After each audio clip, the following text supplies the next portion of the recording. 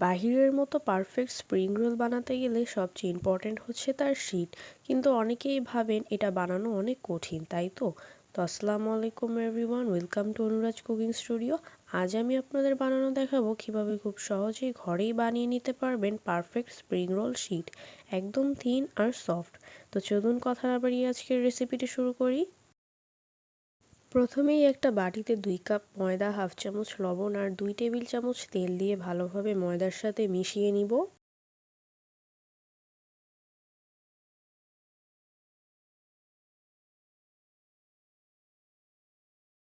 তারপর অল্প অল্প পানি দিয়ে ময়দাটা ভালোভাবে মেখে নিব।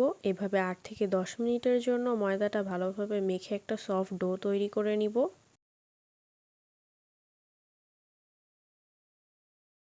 একটা সফট ডো তৈরি হয়ে গেলে ঢাকনা দিয়ে ঢেকে রেখে দিব 20 মিনিটের জন্য। 20 মিনিট পর একটা রুটি বেলা ফিরায় সামান্য ময়দা ছিটিয়ে ময়দার ডোটা আবারও 5 মিনিট মথে নেব।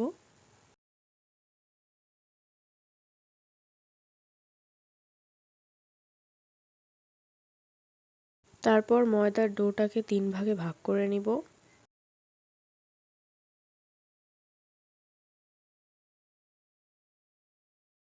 তারপর সেখান থেকে 1 ভাগ ময়দার ডো নিয়ে একটা বড় রুটি বেলে নিব।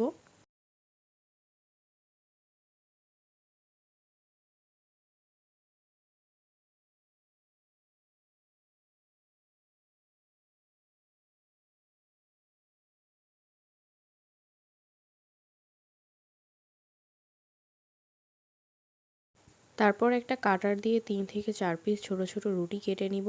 তবে আপনারা বড় একটা রুটি না বেলে ছোট ছোট করেও বানিয়ে নিতে পারবেন।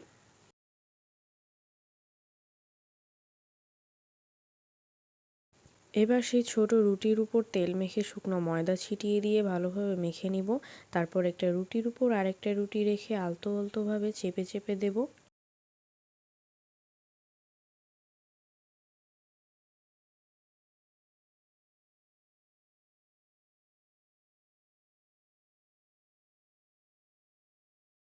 এবার পাতলা করে বড় একটা রুটি বেলে নিব।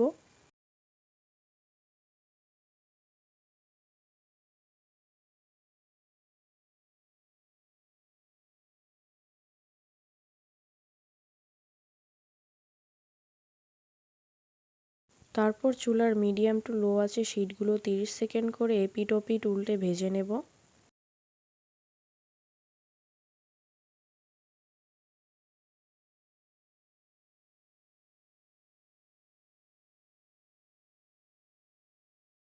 তারপর চুলা থেকে নামিয়ে গরম থাকা অবস্থায় আস্তে আস্তে শিটগুলো ছাড়িয়ে নিব।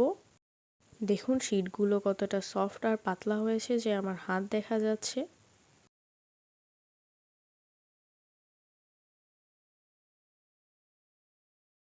সব শিট বানানো হয়ে গেছে। এবার একটা স্কেল দিয়ে এক সাইড ভালো করে কেটে সমান করে নিব।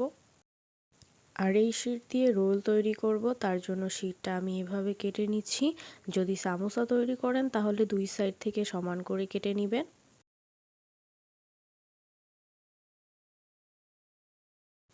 এবার এক পিস শিট নিয়ে তাতে চিকেনের পুর দিয়ে ভিডিওতে দেখানো অনুযায়ী ভাঁজ দিয়ে ময়দার গোলা দিয়ে মুখটা আটকে রোল বানিয়ে নিব।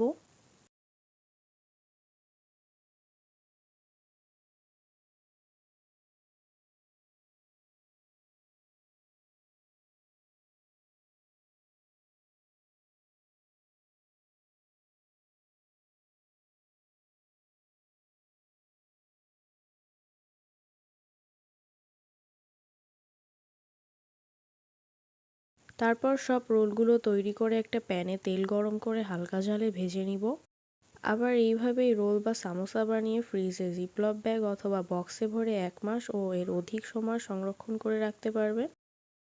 তো এই ছিল আজকের একদম সহজ স্প্রিং রোল শিট বানানোর রেসিপি। দেখলেন তো কত সহজেই ঘরেই বানিয়ে নেওয়া যায় একদম পারফেক্ট শিট। এগুলো একবার বানিয়ে রাখলে যখন ইচ্ছা তখন ঝটপট স্প্রিং রোল বা যে কোনো স্ন্যাক্স বানিয়ে নিতে পারবেন। তো আশা করি আজকের রেসিপিটি ভালো লাগলো। ভালো লাগলে like, comment, share and subscribe করে পাশে থাকা বেল আইকনটা ক্লিক করে দিবেন। তো আজকে এই পর্যন্তই। সবাই ভালো থাকবেন, সুস্থ থাকবেন। আল্লাহ হাফেজ।